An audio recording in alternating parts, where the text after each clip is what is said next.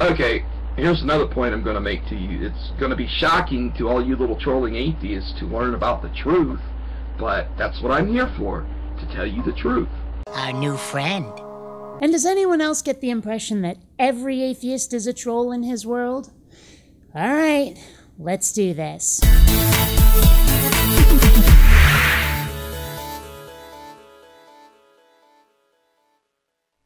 Greetings, fellow space travelers, BionicDance here, and today we're dealing with Bruce Shepard, who I think used to be Stigmadane, but I can't keep track. I mean, hell, some of these guys change their YouTube name more often than their underwear. I mean, hell, doesn't this fella sort of look like he ought to be related to Brett Keane? Anyway, Brucey here wants to talk about atheists that go around telling people the Bible is a fairy tale. And he seems to think he's got a knockdown case for it not being so. If the Bible is a fairy tale, then why do a majority of the world's societies derive their ethics from biblical influences? What does that have to do with it? People believe it, therefore it must be true? Or even a majority of people believe it, therefore it must be true? What does that have to do with anything? A majority of people used to believe that the earth was flat, and those people were ignorant dipshits. Belief does not equal reality, no matter how many people insist on it. Are you going to tell me that you that says the Bible is a fairy tale is smarter than those who made the laws? Smarter? Well, maybe. Last time my IQ was checked, it was somewhere in the low 130s, which is not bad at all. But even if it weren't, consider, laws are made by committees. It's pretty well established that one of the quickest ways to lower somebody's intelligence, short of braining them with a crowbar, I mean, is to put them on a committee.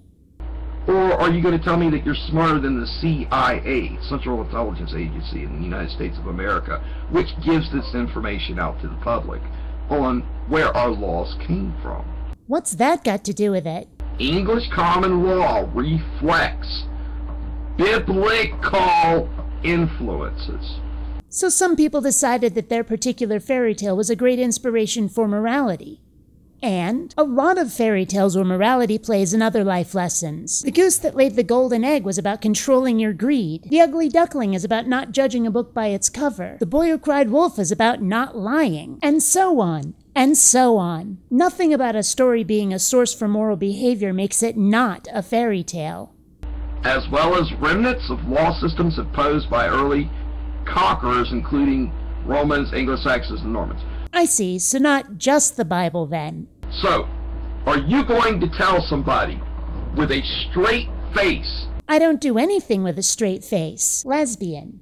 That the Bible is a fairy tale when countries have derived their ethics from biblical, say it again, from biblical influences?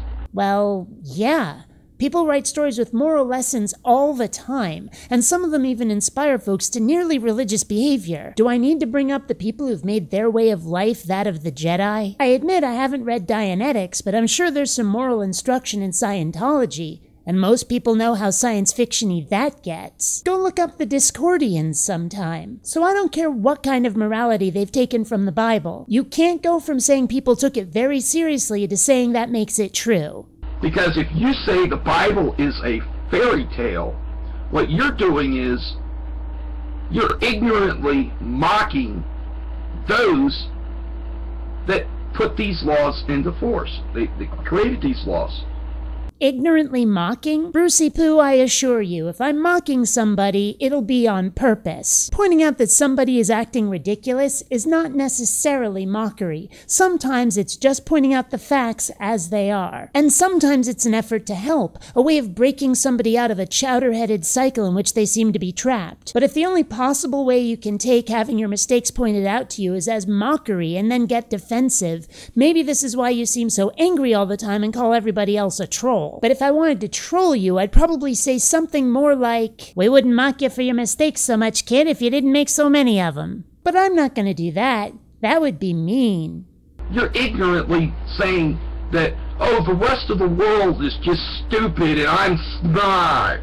People can be selectively stupid, you know. I'll freely admit that there are some moral lessons in the Bible that don't completely suck, but I can also point out other places to get the same lessons, places that don't have talking snakes, water walking, or a dude living inside of a whale. Hell, people are even selective about which biblical morals they're gonna follow. Know any Christians who'll nosh on some jerky on a Friday? Am I smarter for not buying the bullshit along with the other stuff that might turn out to be non-useless? You betcha.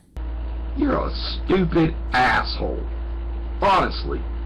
Yeah, I'm sure Jesus would approve of that. If you tell people the Bible is a fairy tale, because that's your opinion, you're an uneducated twerp. Honestly. Actually, I agree. If you say that on the basis of your opinion alone, you're uneducated. If, however, you look at history and archaeology, you know, real-world evidence, and that's your basis for saying that the Bible is a fairy tale, now we're in business.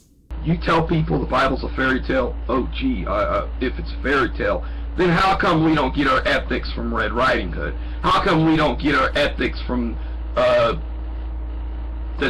Goldilocks and the Three Bears?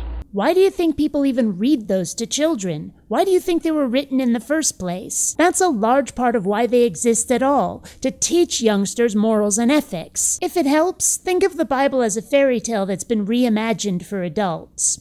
How come we don't have laws based on those stories? On Pinocchio, Cinderella, Snow White. How come we don't have laws based on that, you retard?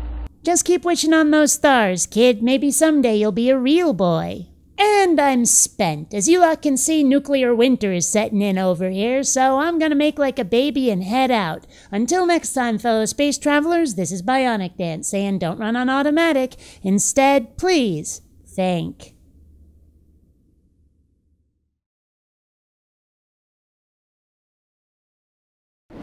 Ignorance killed the cat. Curiosity was framed.